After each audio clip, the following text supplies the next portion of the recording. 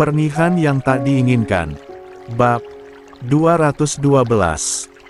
Kau tahu apa yang paling menyakitkan dari sebuah pengkhianatan? Din mendekat, suaranya rendah, hampir seperti bisikan yang mengancam.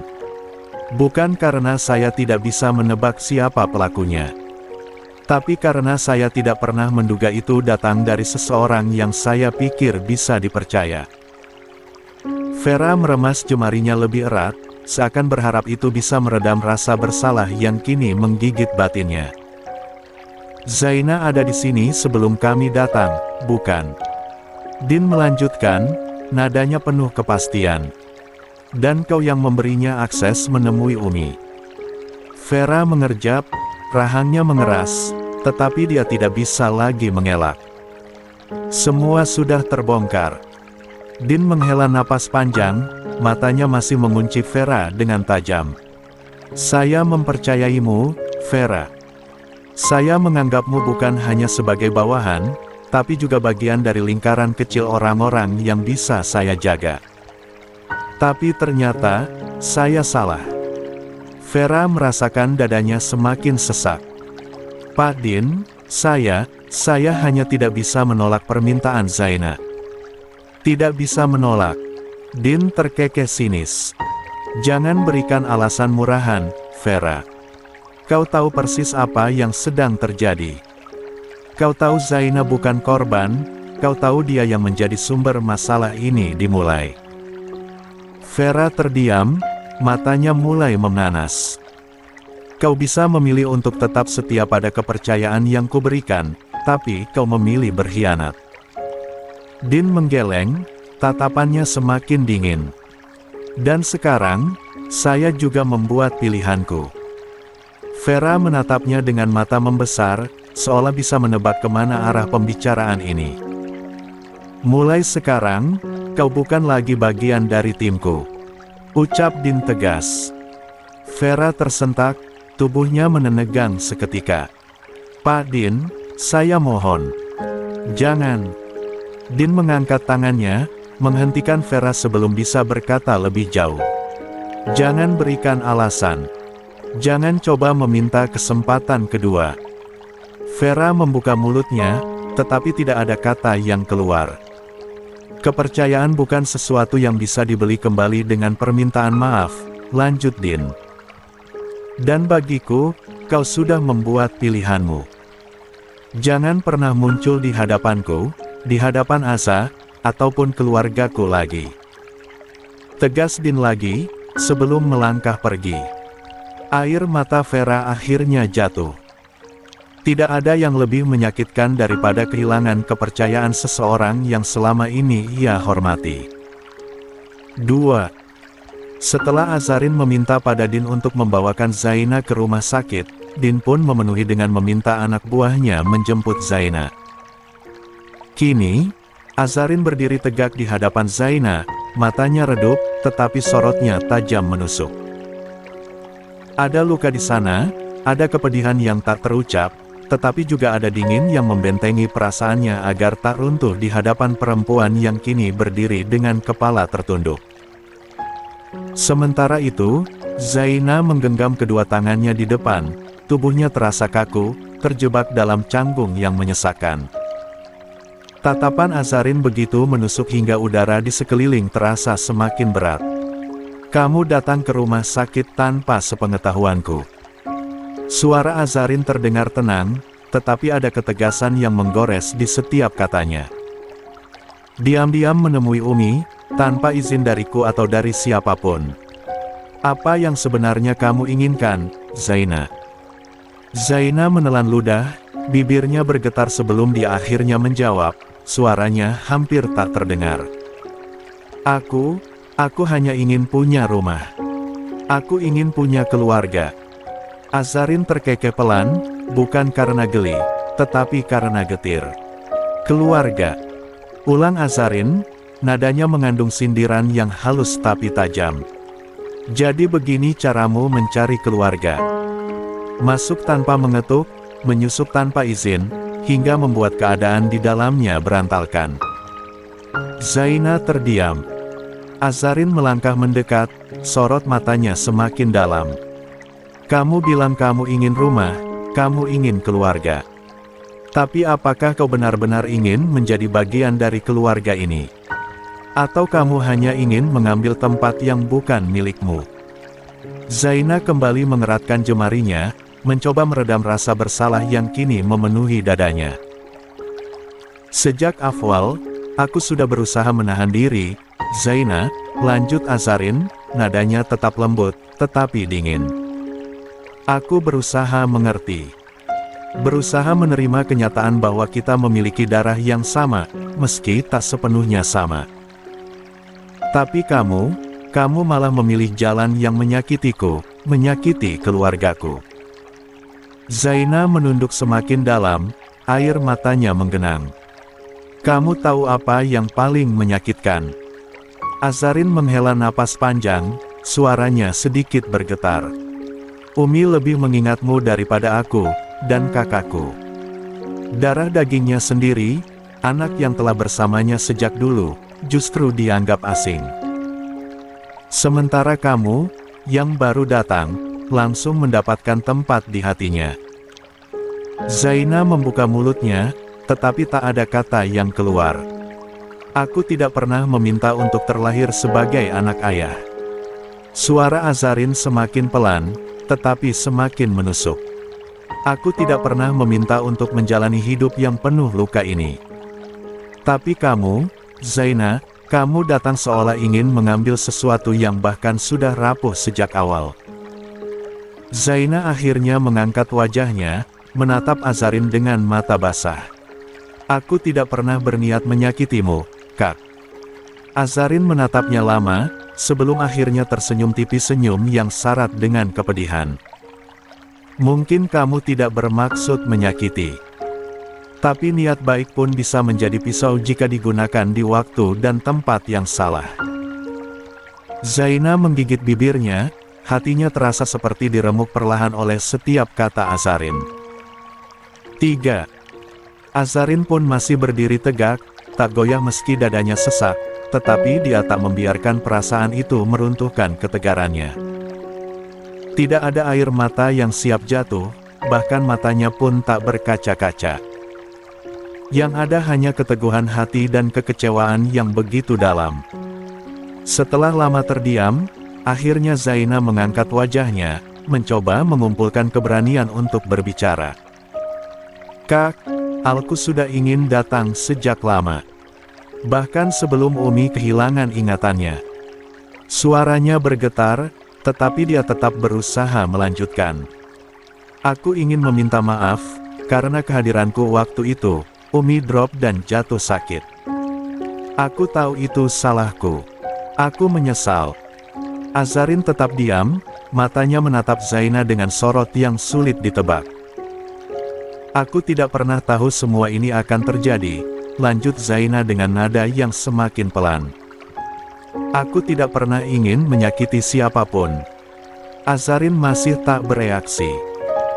Zaina menggigit bibirnya, lalu mencoba membela seseorang yang sejak tadi ikut terseret dalam pusaran masalah ini, dan tentang Mbak Vera, dia tidak bersalah, Kak. Dia hanya tidak tega melihatku. Aku yang memohon padanya, aku yang merayu dan menangis agar dia mengizinkanku bertemu Umi. Ini bukan salah Mbak Vera sepenuhnya. Azarin akhirnya menarik napas dalam, seakan menekan sesuatu yang telah lama menyesakkan dadanya. Dia mendekat lagi, hingga jarak di antara mereka semakin sempit. Lalu kamu pikir itu cukup? Suaranya datar, tetapi dinginnya menusuk hingga ke tulang. Zaina menegang. Kamu pikir permintaan maafmu akan mengubah segalanya? Mengembalikan ingatan Umi? Menghapus luka yang kamu ciptakan? Azarin tertawa kecil, getir. Kamu tahu, Zaina, beberapa kesalahan dalam hidup ini tidak bisa diperbaiki hanya dengan kata maaf. Zaina membuka mulut, tetapi Azarin melanjutkan, suaranya tetap tenang, namun syarat dengan kepedihan. Kamu ingin rumah, kamu ingin keluarga. Tapi rumah macam apa yang kamu inginkan? jika untuk mendapatkannya kamu harus menghancurkan yang sudah ada. Zaina menggigit bibirnya, tangannya mencengkeram erat sisi pakaiannya. Kamu membela Vera. Kamu bilang dia tidak bersalah. Azarin terkekeh kecil. Aku tidak peduli jika dia tergoda oleh rengekanmu, Zaina. Aku tidak peduli jika dia merasa kasihan padamu. Yang aku pedulikan adalah akibatnya. Dan akibat dari keegoisan kalian berdua, aku kehilangan ibuku. Zaina tersentak. Jadi jangan membela siapapun di sini. Mata Azarin mengunci mata Zaina. Karena kesalahan ini bukan hanya milik satu orang.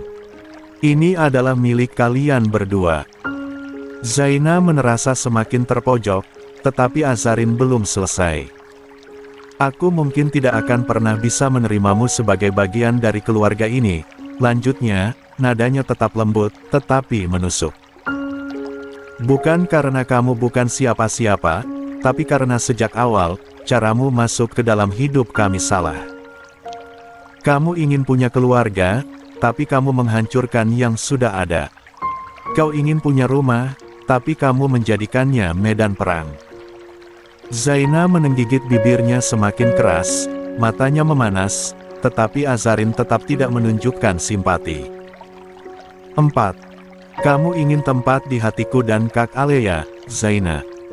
Tanya Azarin, suaranya hampir seperti bisikan. Tempat itu tidak diberikan. Tempat itu diperjuangkan. Dan sejauh ini, yang kamu lakukan hanyalah membuat kami semakin ingin menutup pintu. Zaina menunduk, tak sanggup menatap Azarin lagi. Azarin menghela napas panjang, lalu melangkah mundur. Aku tidak membencimu, Zaina. Tapi aku juga tidak bisa berpura-pura menerimamu dengan mudah setelah semua ini. Zaina masih tak bersuara, hanya tangannya yang mengepal erat di sisi tubuhnya. Jika kamu benar-benar ingin keluarga, jika kau benar-benar ingin rumah, maka bertanggung jawablah atas apa yang telah kamu lakukan, lanjut Azarin sebelum akhirnya berbalik, meninggalkan Zaina yang masih berdiri kaku dengan kepedihan yang menghimpit dada. Begitu langkah Azarin menjauh, tubuh Zaina seakan kehilangan kekuatannya. Lututnya melemas, dan dia ambruk di kursi ruang tunggu, tepat di depan kamar Herlina. Air matanya jatuh satu persatu, membasahi pipinya. Detik berikutnya, isaknya terdengar lirih, tertahan di balik kedua tangannya yang menutupi wajahnya. Hatinya nyeri. Entah karena kata-kata Azarin yang begitu tajam menusuk, atau karena kenyataan bahwa ia memang tidak punya tempat di hati siapapun. Sementara itu, Azarin melangkah gontai menuju parkiran. Nafasnya berat, dadanya terasa sesak. Sebelum berbicara dengan Zaina tadi, dia sudah meminta Din untuk menunggunya di mobil. Dia tidak ingin ada siapapun yang menyaksikan percakapannya dengan Zaina, termasuk suaminya sendiri. Begitu tiba di sisi mobil, Azarin berhenti sejenak. Tangannya terangkat, perlahan membuka cadarnya. Udara malam menyentuh wajahnya, namun bukan itu yang membuatnya sedikit lega. Dia hanya ingin bernapas lebih dalam, mencoba menenangkan dirinya dari gejolak yang belum juga reda. Din, yang duduk di dalam mobil, menatapnya dalam diam. Mata tajamnya memperhatikan setiap gerak-gerik istrinya, namun dia memilih untuk tidak bertanya. Bukan karena dia tidak peduli, justru sebaliknya, dia memahami bahwa Azarin butuh waktu. Azarin akhirnya menoleh, menatap suaminya dengan sorot mata yang masih menyiratkan luka. Hening sejenak, sebelum bibirnya bergerak, suaranya lirih namun penuh ketulusan. Boleh aku memelukmu? Din terhenyak sejenak.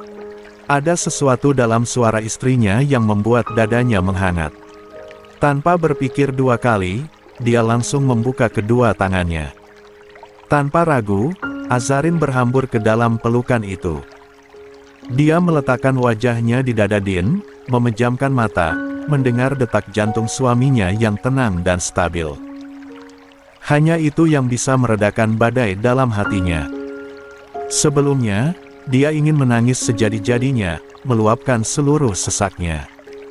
Namun kini, dalam dekapan hangat Din, semua gejolak itu perlahan mereda. Seolah tanpa perlu berkata apapun, Din sudah memberikan ketenangan yang dia butuhkan. Setelah beberapa saat dalam pelukan itu, Azarin akhirnya menghela napas pelan dan mulai membuka suara. "Mas, aku salah, ya. Aku terlalu keras pada Zaina." Suaranya nyaris seperti bisikan. Ada keraguan yang tersirat di sana. Din tidak langsung menjawab.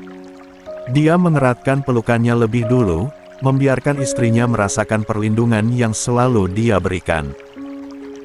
"Kamu tidak salah, sayang," ucap Din, suaranya penuh kelembutan. "Apa yang kamu katakan pada Zaina? 5. Bukan karena kebencian, tapi karena luka. Kamu hanya menyuarakan apa yang memang pantas dia dengar." Azarin masih diam, namun genggamannya di baju Din semakin erat. Din pun melanjutkan, suaranya tetap tenang. "Kadang, orang perlu mendengar kebenaran, meskipun itu menyakitkan. Dan kamu tidak menghinanya, kamu tidak merendahkannya, kamu hanya menyampaikan isi hatimu. Itu bukan kesalahan." Azarin menggigit bibirnya, masih merasa ragu. "Tapi, kata-kataku mungkin menyakitinya." Din mengeratkan pelukannya. "Dan apa yang dia lakukan juga menyakitimu. Kamu tidak pernah bermaksud jahat, kamu hanya mengungkapkan kebenaran yang selama ini kamu pendam. Jangan menyalahkan dirimu sendiri." Azarin terdiam, meresapi kata-kata Din. "Jangan merasa bersalah karena membela dirimu sendiri," lanjut Din, mengusap punggung istrinya dengan lembut. "Selama ini, kamu terlalu sering mengalah. Kali ini, kamu berhak mempertahankan perasaanmu." Azarin akhirnya mengangguk kecil. Entah kenapa, setiap kata yang keluar dari bibir Din selalu bisa meredakan ketakutannya. Malam telah larut.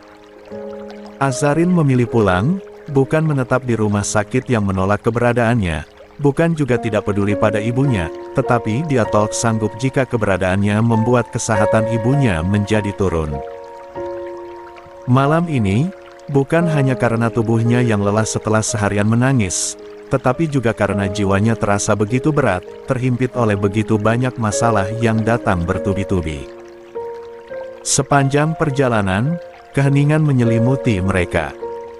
Tidak ada percakapan, tidak ada suara selain dengungan mesin mobil yang melaju di antara lampu-lampu kota. Namun, di dalam keheningan itu, ada sesuatu yang tetap menghubungkan mereka. Tangan Din yang tak pernah melepaskan genggaman dari tangan istrinya, seolah ingin memastikan bahwa dia tetap ada, tetap di sisinya. Din hanya sesekali melepaskan genggaman itu saat harus mengubah persneling, tetapi setelahnya, dia akan kembali meraih jemari Azarin, menggenggamnya erat, memberikan kehangatan tanpa perlu kata-kata. Setibanya di apartemen, suasana sudah sepi. Waktu telah menunjukkan pukul 9 malam. Azarin tetap diam, sorot matanya masih menyiratkan kelelahan yang mendalam. Tanpa sepatah kata, dia langsung masuk ke kamar, membersihkan diri, dan mengganti pakaian dengan baju tidur yang lebih nyaman. Sementara itu, Din masih duduk di sofa, telah melepas kemejanya, namun enggan beranjak sebelum istrinya keluar. Begitu Azarin muncul dari kamar dengan wajah yang sedikit lebih segar, Din segera berdiri. "Sayang, aku mandi dulu, ya. Kalau kamu sudah ngantuk, istirahat saja dulu. Nanti aku nyusul," ucap Din lembut. Azarin menatap suaminya dengan sendu. Meski air matanya sudah kering, sorot kesedihan itu masih jelas terbaca. "Mas." Azarin menggigit bibirnya ragu sebelum melanjutkan, suaranya lirih, nyaris seperti bisikan. "Boleh gak aku tidur sama ibu dan Alina malam ini?" Din menatap istrinya dalam diam sebelum akhirnya tersenyum lembut. Tangannya terangkat, mengusap kepala Azarin dengan penuh kasih.